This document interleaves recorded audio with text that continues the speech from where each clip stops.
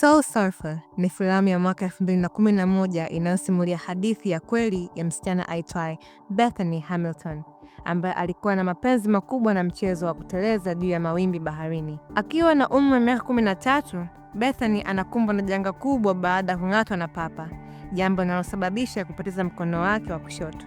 Kama umewahi kushuhudia mchezo huu, utagundua ni mchezo unaohitaji ujuzi, nguvu na mazoezi ya hali ya juu. Unahusisha matumizi ya karibu viungo vyote vya mwili, miguu kwa kusimama na kuteleza na mikono kwa kudhibiti usawa. Sasa fikiria mtu anayeweza kuendelea kucheza mchezo huo akiwa amepungukiwa mkono mmoja. Baada ya kunusurika kifo, Bethany anafanya uamuzi mgumu wa kurudi baharini. Hajui kwamba safari hiyo mpya itamhitaji nguvu, imani na kujitolea zaidi kuliko hapo awali. Kwa ulemavu aliokuwa nao, mambo mengi aliyoyafanya kwa urahisi zamani sasa anakuwa changamoto kubwa. Kwa juhudi binafsi pamoja na msaada wa familia, marafiki na jamii yake, Bethany anarudi katika ubora wake na anakuwa chanzo cha matumaini kwa mamilioni ya watu wenye ulemavu duniani. Leo Bethany ameendelea kuchukulia mchezo wa surfing kama taaluma yake, huku akitumia hadithi yake kuhamasisha watu kutokata tamaa licha ya changamoto wanazokutana nazo maishani. Filamu hii imeongozwa na Sean McNamara, ikiwahusisha waigizaji wakuu Anna Sophia Robb kama Bethany Hamilton, Helen Hunt kama mama yake Sherry Hamilton, Dennis Quaid kama baba yake Tom Hamilton, Carrie Underwood kama Sarah Hill, kiongozi wa vijana kanisani. Filamu hii imetokana na kitabu cha kumbukumbu, yani autobiography, Soul Surfer, A True Story of Faith, Family and Fighting to Get Back on the Board, kilichoandikwa na Bethany Hamilton mwenyewe pamoja na Cheryl Burke na Rich Buncher. Soul Surfer ni filamu ya kutia moyo. Ni hadithi inayokazia kutokata tamaa, uvumilivu, ustahimilivu na kujiamini. Ni filamu ambayo pia napendekeza mtu aiangalie kama anataka kujipa changamoto kuangalia maisha katika kona nyingine. Kuteleza kwenye mawimbi ni mchezo ambao hapa kwetu sijawahi shuhudia ukifanywa, lakini baada ya kufuatilia nimegundua ni mchezo wa maana sana kama mchezo mingine. Kwanza ni mchezo wa kusisimua. Unamtaka mtu atumie ujuzi na mwenye mazoezi. Pia ni mchezo unaodhihirisha mahusiano halisi kati ya viumbe hai na asili yao, kama vile Bethany hufanya, tena akiwa amepungukiwa mkono mmoja. Na haya ndio mafunzo 5 unayoweza kujifunza katika filamu hii ya Soul Surfer. Namba 5. Jifunze kuwa na mtazamo chanya wakati wote.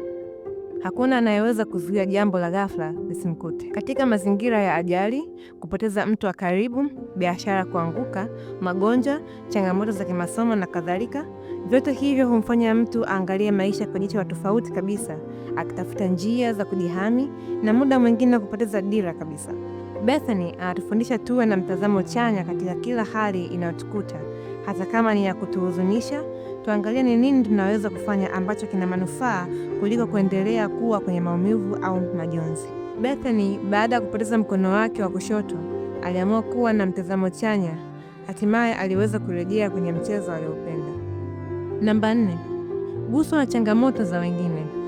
Baada ya Bethany kushindwa kwenda kwenye mashindano na kwenda kwenye safari ya kidini huko Thailand, Phuket, kwenye watu waliopatwa na janga la tsunami, Bethany aliguswa na changamoto yao ya kuwa na hofu iliyowatawala na kuogopa kusogelea fukwe kutokana na kile ilichowafanyia. Kwa kupenda kucheza kwenye maji na kuteleza kwenye mawimbi, Bethany aliwatoa hofu watu wa huko kwa yeye kuwa wa kwanza kusogelea bahari kisha watoto.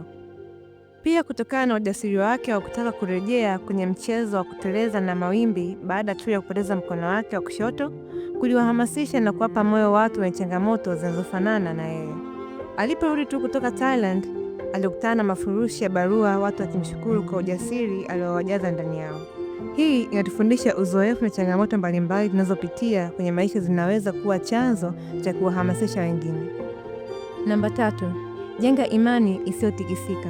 Mara nyingi tumeshindwa kutimiza makusudio yetu kwa kushindwa kuwa na imani katika kile tunachokifanya. Kuna msemo wa tangazo unaosema, wale wanaofikiri kuwa wana uwezo uliopitiliza kubadilisha dunia hatimaye hufanya hivyo. Bethany ni kielelezo halisi cha imani hiyo. Imempa nguvu katika jambo alilokusudia kufanya na akafanikiwa. Kwenye mashindano, Bethany hakutaka kupendelewa kwa sababu ana mkono mmoja. Aliamini katika uwezo wake wa kuteleza kwenye mawimbi. Kabla ya hapo, Bethany alitaka kujua kama inawezekana kurudi majini, na kwa sababu aliamini hiyo ndiyo ilikuwa nguvu yake ya kumsukuma wakati wa dhiki. Namba 2, kuwa mvumilivu na mstahimilivu unapokutana na changamoto. Kamwe usikate tamaa. Baada ya Bethany kushambuliwa na papa, maisha yake yalibadilika. Hakuweza kufanya vitu alivyoweza kufanya zamani kwa ukawaida. Sasa ilimbidi atumie miguu na mikono kwa kitu ambacho angeweza kufanya kwa mikono miwili tu. Hata kurejea majini haikuwa haraka. Ilibidi azoee na kukubaliana na hali aliyokuwa nayo kwanza. Hii ilikuwa ni changamoto kama changamoto nyingine ambazo mtu hukutana nazo maishani: kufeli shule, kufukuzwa kazi, kupotelewa na kitu cha thamani, mali labda. Changamoto zote hizo zinatufanya tukwame wakati fulani, lakini tukiwa vumilivu na wastahimilivu, tutapata njia nyingine za kukabiliana na changamoto zetu na kuzitumia kama fursa. Namba 1, gundua kusudi lako na ufanye unachokipenda. Baada ya tukio la kushambuliwa na papa, Bethany alibakia na mkono mmoja. Kwa mtu mwingine, hiyo ingekuwa sababu ya kuachana kabisa na ndoto zake. Labda angejificha au kuishi kwa huzuni na kujilaumu maisha yake yote. Lakini Bethany anatufundisha kuwa penye nia pana njia. Kwa sababu aliupenda kwa dhati mchezo wa kuteleza kwenye mawimbi, hakukubali kuachana nao. Alichagua kurudi, kujifunza njia mpya na kuendelea kufanya kile alichokipenda kwa moyo wake wote. Na hapo ndipo alipoanza kugundua kusudi lake, kusudi ambalo halikuishia tu kwenye ushindani, bali katika kuhamasisha wengine waliokata tamaa. Baada ya kusikiliza mafunzo haya kutoka kwenye filamu hii, ni funzo gani limekugusa zaidi? Hebu tujadili kwenye sehemu ya maoni. Na kama kuna filamu nyingine ungependa tuitupie jicho hapa Purposefuls, tuambie kwenye maoni pia. Hii ni safari yetu ya kuendelea kuchambua filamu zenye maana kubwa na kujifunza kutoka kwa wahusika na hadithi zao. Endelea kutufuatilia ili usikose maudhui mapya. Mpaka wakati mwingine, naitwa Niza Edesi.